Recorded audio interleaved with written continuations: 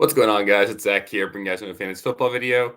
Of course, traveling again, so obviously not the usual setup, but still want to make sure I get you guys a live stream in before, obviously, the Week 16 games kick off. It's been a wild ride so far. We've got a lot of almost surprising news actually this week as well. So I'm just going to go through the actives and inactives this week, and then of course, if any of you guys have any start-sit questions in particular, just feel free to let me know in the comments. I'll make sure I respond to you guys live here as well. So I'm starting things off with the 1 p.m. games.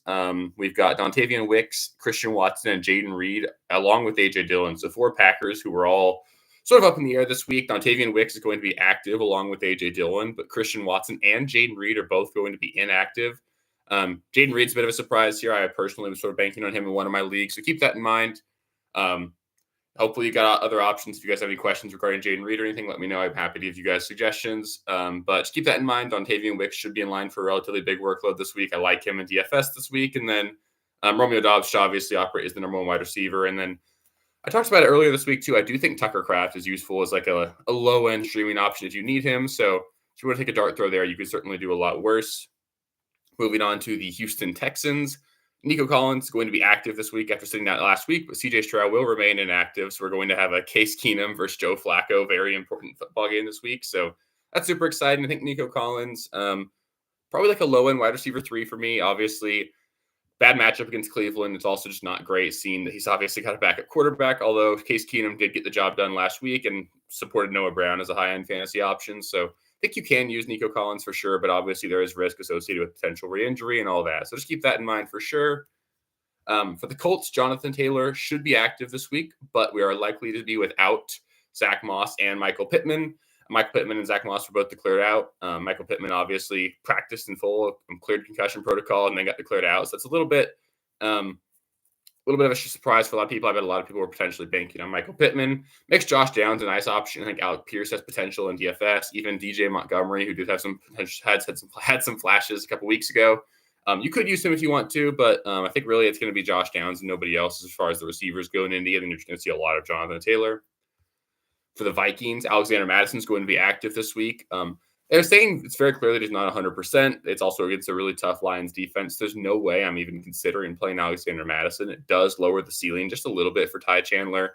There is, potential concern here that we could see Ty Chandler get touches between the 20s. Then we could see Alexander Madison come in for the short yardage role. So a little bit of concern, but I still think Ty Chandler is a low-end running back too and someone you could use this week. For the Jets, Zach Wilson, he's going to be out this week.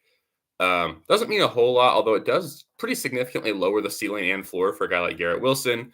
It is a really plus matchup against the Commanders for the Jets. So I do still think you can consider using Garrett Wilson as like a wide receiver 3, but I wouldn't expect any sort of ceiling game. Trevor Siemian is not special and ever has been, so I wouldn't expect anything there.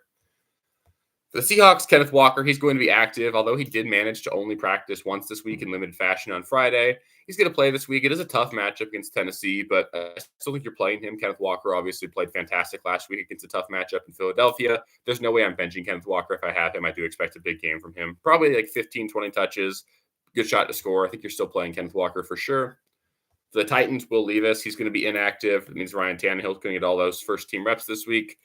Doesn't mean a whole lot, really, from an actual fantasy standpoint. I think Tannehill is a bit of a slight downgrade for the Titans at this point, but DeAndre Hopkins, he's still a wide receiver 3 for me. Really good matchup against Seattle, and I'm not really playing any other pass catchers there, so don't really worry too much about that for the Titans. Chig Okonkwo going to be active. He did miss practice on Friday with an illness.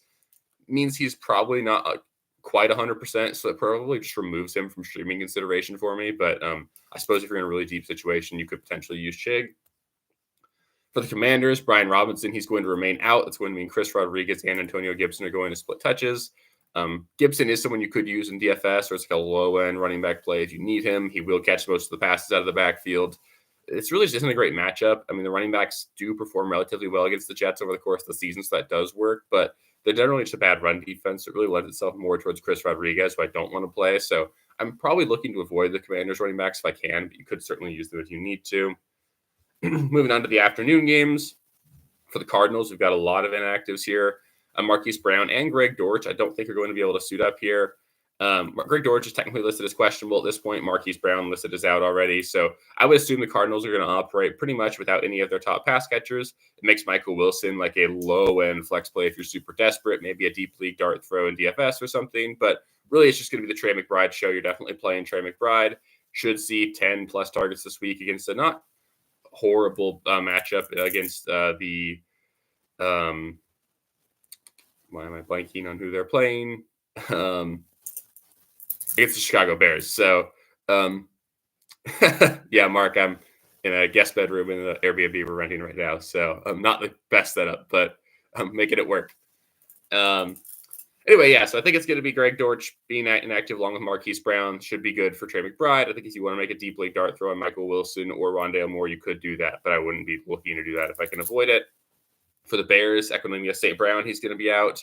Doesn't mean a whole lot. Probably just means that you're playing DJ Moore, Justin Fields, and then Cole Kmet, and really nobody else for the Bears. I do think there will be value to be had out of the yep, I've been rocking the stash for a little bit, Paul.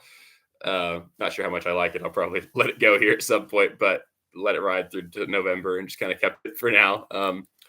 But Deonta Foreman, he's expected not to play this week due to a personal issue. That does make Roschon Johnson a decent deep league option if you want to. I do think he's got a shot to be potentially valuable. This is a really bad Arizona run defense. There will be value to be had out of the Chicago backfield if you want to make a DFS play at Roschon. I think that's a good play. I think that Roschon's obviously got a good shot to see 10 plus touches. He's obviously the preferred pass catcher as well. So I think if you want to play Roschon, it's like a low end flex play, you can, but obviously just not a super great scenario given that he is a Bears running back. We could easily see Khalil Herbert get involved as well. For the Jaguars, we got Zay Jones and Trevor Lawrence both listed as questionable. Trevor Lawrence is likely to play. He traveled with the team, cleared concussion protocol, so I'd expect Trevor Lawrence to play, but Zay Jones, he will not be playing. It does make Barker Washington a little bit more interesting. Jamal Agnew is a deep league play as well. I've made a couple DFS lineups where I did play Jamal Agnew in it, so I do think Jamal Agnew's got a shot at having a big game here. Really plus matchup against the Buccaneers, but I'm not going to roll with anyone really in like a standard redraft outside of Ridley and ETN on this team. I guess Ingram as well, but I'm not going to play Trevor Lawrence. He hasn't been great and not a super fantastic matchup. I mean, it is a fantastic matchup. Him coming off of an ankle injury along with a concussion, just too scary for me. I don't want to be playing Trevor Lawrence in my semis, but I think Ridley, ETN, Ingram are all going to be great plays for the Jaguars. And for the Sunday night game, Greg Dulcich, he's going to be out along with Hunter Henry. It makes Mike Gesicki and Pharaoh Brown like interesting deep league dart throws at the tight end position. Obviously, the matchup against Denver is fantastic, so there was value to be had there, and a lot of people, including myself, mentioned Hunter Henry is potentially a good streaming option this week. I think I just prefer to pass on that. I'm not going to play either one of those guys this week, but I do think that probably one of those tight ends will perform. On top of that, Juju and Ramondre are going to remain out, so really not a whole lot of value to go around for this entire Patriots offense. I think it's going to be Zeke and really nobody else for the Patriots. If I had to bet on a receiver to put up a decent game, it would probably be Demario Douglas, but just don't want to go there. You're playing Zeke and nobody else for the Patriots. And then for the Broncos with Greg Dulcich out, doesn't mean really anything for me from a fantasy standpoint. I don't really love anybody on the Broncos side of the ball outside of their defense this week. I think you can play Sutton as a low-end flex play. Javonte, obviously a deep league RB2, but that's about it. Mark, you've got Achane, Bijan, and Rachaad White. You got to pick two. Wow. Okay, that's really tough. Rachaad White, there's just no way I'm benching Rachaad White right now. He's been too good, been too involved. So he's an auto start for me. And then between Achane and Bijan, I think I lean Bijan, but I really like Achane as well this week. Achane's obviously got a good shot to score, but the Falcons are on the ropes. They've got to win out, and I think that they'll probably get Bijan more involved this week. I think last week was a lot of the weather situation. Tyler Algier has yet to fumble at any point this season, and it was a really rainy game.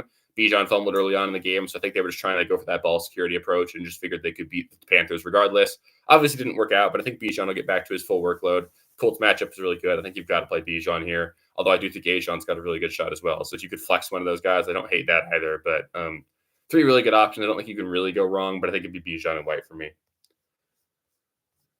And that's it for the injury updates as well. If you guys have any additional questions, feel free to let me know here. I'm going to sit around for another 30 minutes or 30 seconds to a minute, just let you guys get any last second questions. And then other than that, I'm going to let you go. I'll make sure I check the comments and everything so that I can get back to you guys before the games kick off. And hopefully you guys can have a good week this week. Paul, full BPR, Zay Flowers or Alec Pierce. I've got Zay Flowers in a couple places. Also needed him to goose last week for me to win a game and kind of got teased, but that didn't happen. I think I would lean Zay Flowers. I think he's going to be totally fine this week. At least he'll play. Yeah, I think I'd ride Flowers. Alec Pierce. I mean, Alec Pierce could obviously catch a deep pass, but I don't really expect him to be super involved in the offense. I'd expect the Colts to really lead on that run game. Josh Downs will get a lot of targets close to the line of scrimmage, and they'll probably just try and run the clock out and beat the Falcons that way. So I think I'd ride Flowers. It is a matchup against the 49ers where receivers do find quite a bit of success. The Ravens are going to need to score this week, so that should open up more opportunities for Flowers this week. So I think I would play Zay Flowers, but he's like a low end flex play for me. But Alec Pierce, you're just hoping for one big play. So I think it's a lot safer just to go Flowers, especially in full PPR. Cool. Well, yeah, I really appreciate you guys stopping by. It's been a really fun season so far. And yep, I'll be hopefully available next week, same place, same time. I'll be flying, I think, on the 31st, but I think it'll be later on in the day. So should be able to check in. And yeah, really appreciate you guys. Hopefully you guys have a good week this week and get you guys some wins. Then we'll see you guys same place, same time, and with the videos throughout the course of the week. So appreciate all you guys and good luck this week. Peace.